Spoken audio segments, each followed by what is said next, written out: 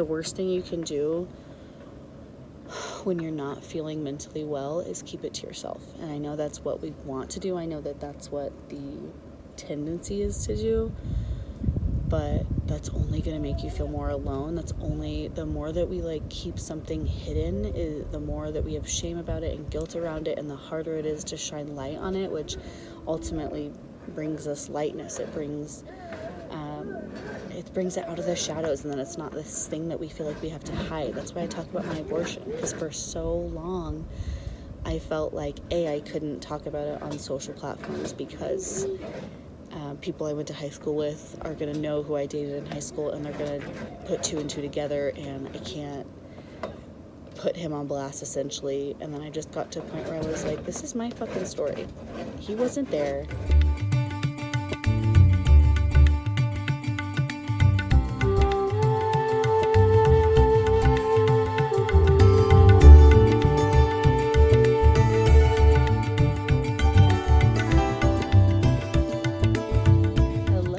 Welcome back to another honest conversation with me, Rainbow Rach, and my little guy who's going to help me talk today.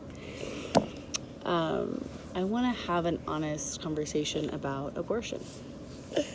Today is April 10th, 2023, and it's now the 14th anniversary of my abortion in 2009 when I was 15 years old. And I first shared my story online, in 2022. Hey. And I feel like I want to do this every year, just like share new lessons. And also, the more that I share, the more people that have had abortions I connect with. And it's always, we have the same conversations. It's usually me telling these people who are like, yeah, I kind of feel bad, or I feel guilty. Like, you made the best choice for you. Plain and simple. We live in this world where people want to chime in on every single topic, especially things that they know nothing about. And you really got to look inside yourself and just be good with your own decisions for yourself, because otherwise other people's comments, other people's opinions are going to shred you to pieces. And it's just not worth it.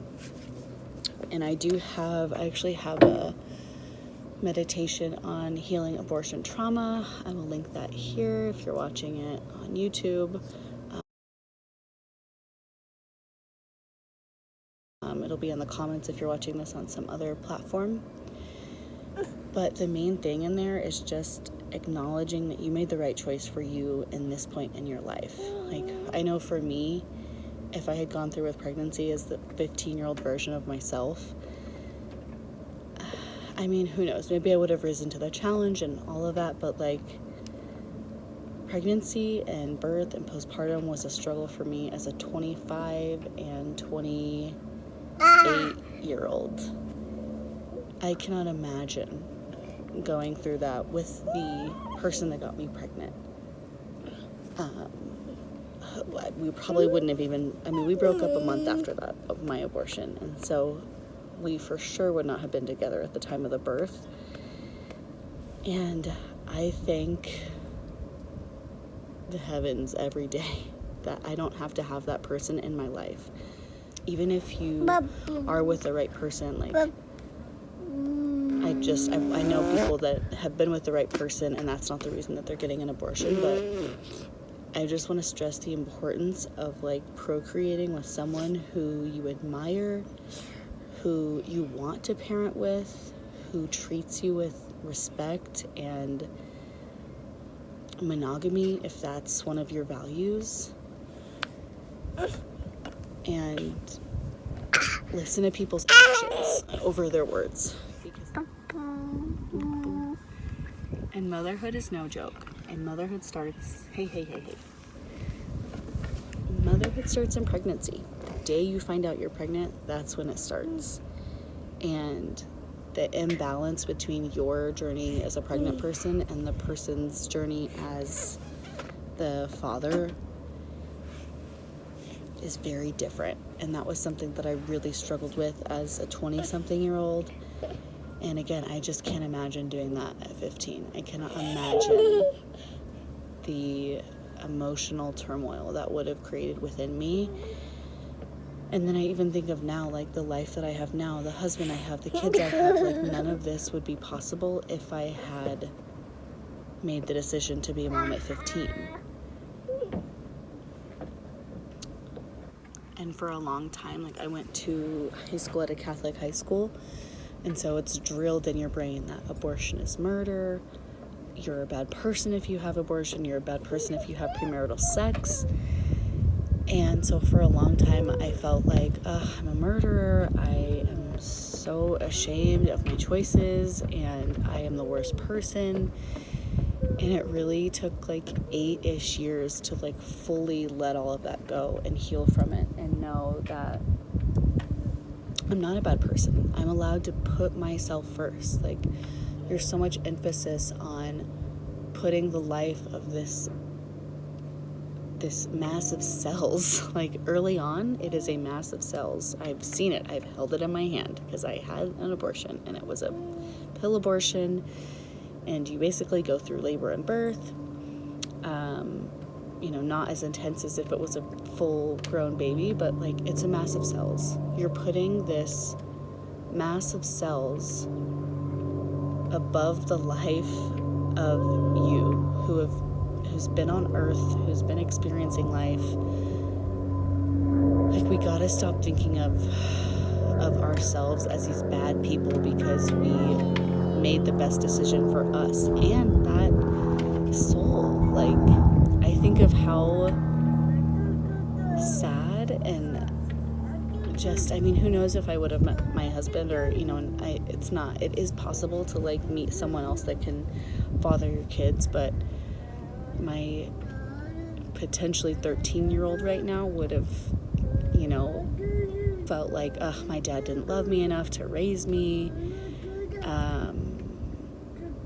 And like I said, who knows what would have happened, but I just don't see us have working out. And then I could have just seen, there's always that separation in couples that don't work out. And I'm close to people that are adopted, and I just know that there's, even if you get adopted into an amazing family that loves you and whatever, there's always this wound of like, my parent gave me up. Like, I feel like my kid would have had that. My parent gave me up. They didn't want me. That's a really heavy burden for a kid to have. It's really heavy.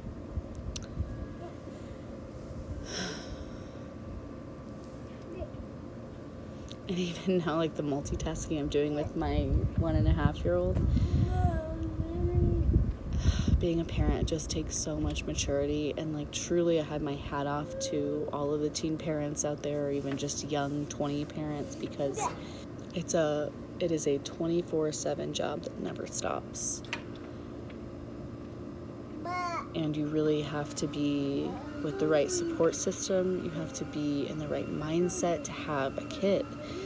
And all 3 pregnancies I've ever had were unplanned, were unexpected, and that, I can't remember the statistic, but an unplanned pregnancy contributes massively to the chances of you getting postpartum depression.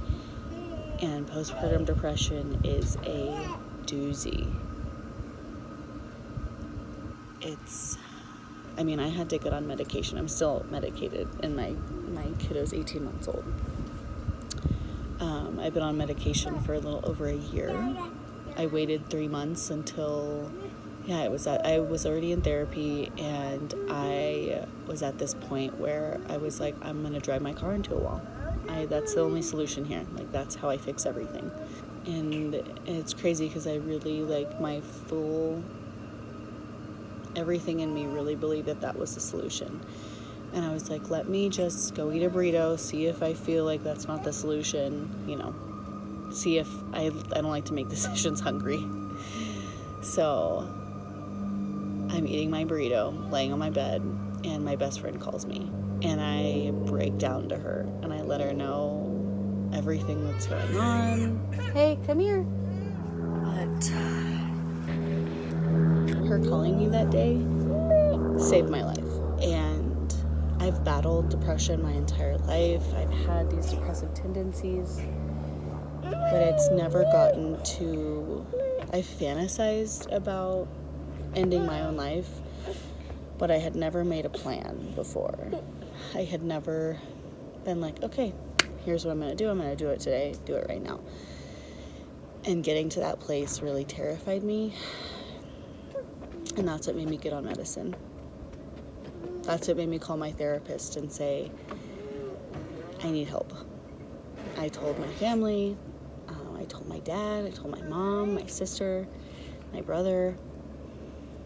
Thank God I have the support system I do, and I hope if you're watching this and you've experienced this that you have a support system that you can reach out to if you do feel like this, because the worst thing you can do when you're not feeling mentally well is keep it to yourself. And I know that's what we want to do. I know that that's what the tendency is to do, but that's only going to make you feel more alone. That's only... the more that we like keep something hidden, is the more that we have shame about it and guilt around it, and the harder it is to shine light on it, which ultimately brings us lightness. It brings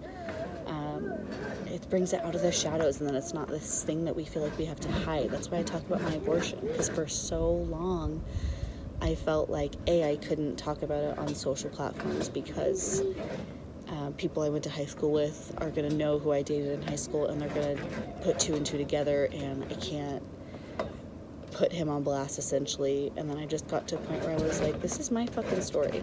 He wasn't there. And I'll go into like a little bit of the story around my abortion in 2009. So I had gone to the abortion clinic in Oklahoma. I'm shocked there was even one. It was very close to my Catholic high school, actually. And they told me that I was too early on to have like the surgery, and so they sent me home with the abortion pill, told me to do it that night, and so that's what I did. So my boyfriend at the time came over. I had taken the pill, and then maybe an hour or two into it, because you're basically, your body is like initializing a period, but it's like labor. It feels like labor. I've been through labor twice. It feels like labor. Labor to birth a child. And I don't want to scare you. Hey, don't touch that, please. Thank you. The number one question I get on my abortion video from 2020 is, did it hurt? Is it going to hurt? I have one coming up. Does it hurt? Does it hurt? Does it hurt? And I can't speak to the surgery ones, the surgical abortions, but I can only speak to the one that I had, and it did hurt. It felt like labor. Your uterus is expanding so that this clump of cells can come out, can expel from your body. And that process, I mean, like I said, I don't want to like put the fear into anyone and make you think, oh, it's gonna hurt, it's gonna be so hard. Like, if you're worried about it hurting, go visit Pain Free Births Instagram. Can you not touch that, please? Yeah, I don't want to put fear into anyone's mind, but I also want to be real with you. Like, there's a whole people with a school of thought that like I didn't have any pain in my childbirth. Oh, thank you. And I just felt pressure, and I had an orgasm during birth. Like, there are these experiences. So just because it didn't happen for me doesn't mean it can't happen for you. I'm just sharing my experience, but that doesn't mean that because I experienced pain, you have to also experience pain. But I do know a large percentage of people do experience pain. So yeah, it felt like, it feels like early labor. Early labor is not active labor.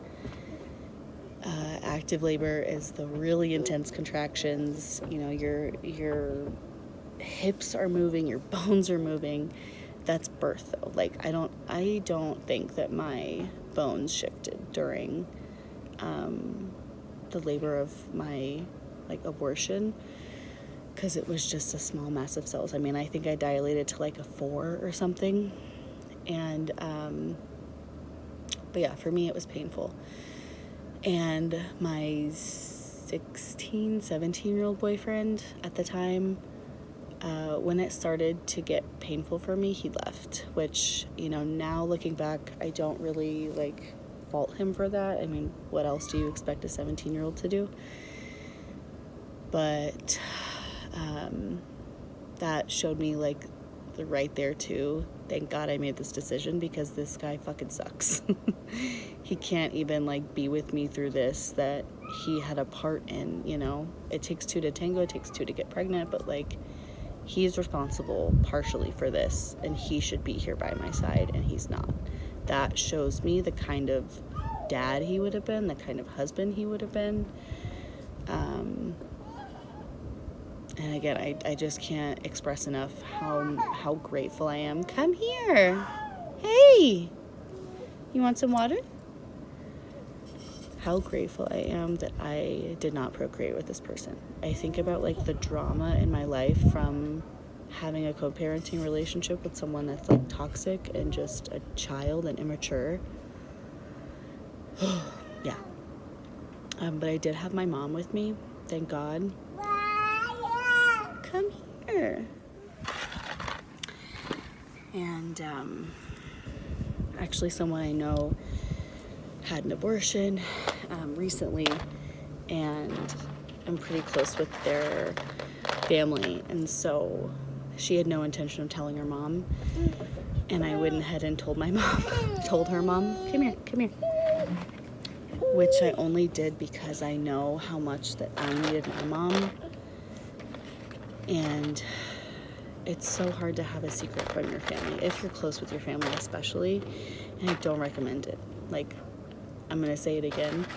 If you are going through the process of an abortion, if you're going through postpartum depression, if you're going through any of that, tell someone. I know it's so uncomfortable. I know it's so hard to be vulnerable, but if you want to make it out alive, you've got to share it with people. And you could, you know, survive it without telling someone, but I think that would be a really huge struggle. And I know that because I've been there all throughout high school. I numbed with alcohol, and it just wasn't healthy. It wasn't a good look.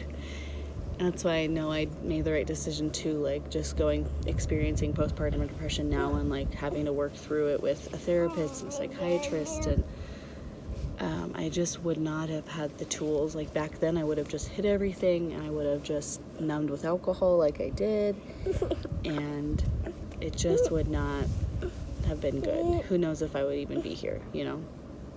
Can you not get a boob right now? Here, you can have this. What else do I want to say about this? So when you are pregnant, and then when you're not pregnant, whether it's a miscarriage, an abortion, a birth, you're going through a postpartum period. You were pregnant, and it doesn't matter how long you were pregnant, you experience a postpartum shift. And postpartum does not mean you have depression, but postpartum depression surfaces in the postpartum window. Okay. There's postpartum anxiety, there's postpartum rage, but if you do go through the process of an abortion, you've got to give yourself grace and have that understanding that, like, oh, I'm in the postpartum window right now. Like, I need to allow myself to heal. My body needs to heal. My mind needs to heal. You know, my relationship with this person needs to either break and I heal, or we find a way to move forward together, if that's, you know, what you're doing. But my whole point in talking about this, and why I sat down to do this video today, was to celebrate the decision that I made 14 years ago. I am so happy with my decision, and I am so grateful for the 15-year-old in me, the 15-year-old version of myself who made such a hard decision. And I hope that you celebrate your decision too. I know it's not an easy decision. I know that a lot of people think it's the easy way out, and for a long time I thought that too. It's not. Both routes are hard. It's hard to raise kids. It's hard to have an abortion. Especially if you're young and having one, you just get to know yourself. Really take time to heal. Take time to process. take time to learn how to work through challenges in your mental health. Get a therapist if you need. Look up Google affordable therapy near me. I was able to find a therapist through my through the birth center that I gave birth to this guy at. You just gotta, be connected to a resource, and maybe you're your best resource, but we live in the age of Google, thank the Lord. But stand by your decision. Keep always coming back to I made the best decision for me. At the end of the day, all of these changes are going through your body. You were the person experiencing this. When you have an abortion, the other person is affected, but it's only on an emotional level. It is not the physical level. And when you're the one experiencing it in your body, you're experiencing it on all of these different levels, and it can compound, and it just is so challenging. So please, if you're going through this, please lean on your people. If you don't have people, then find support groups. Use Google and just find someone to lean on, because you're going to need it.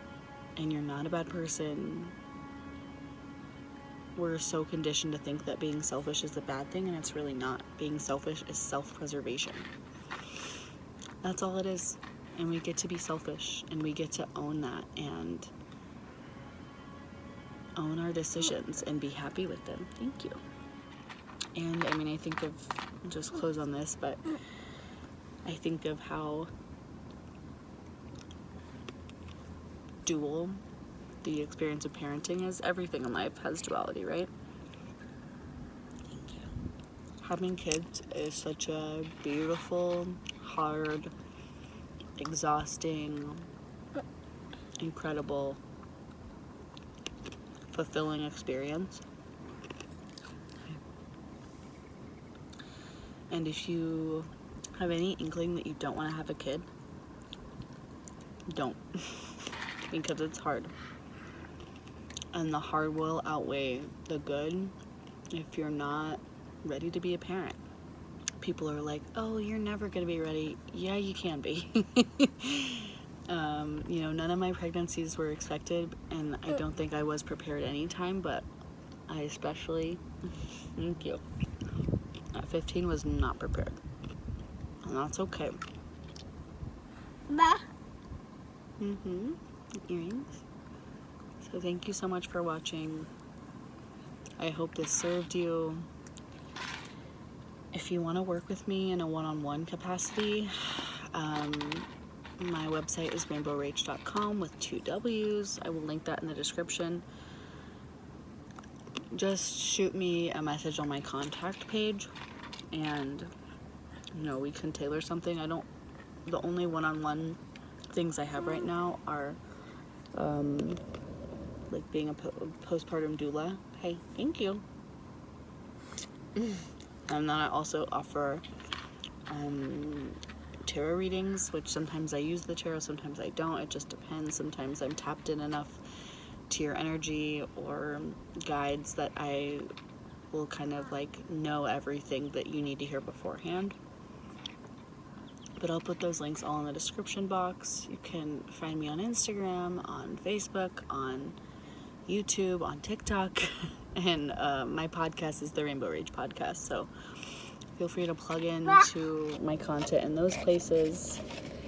And just remember that you're allowed to be selfish, and it's not a bad thing to be selfish. You're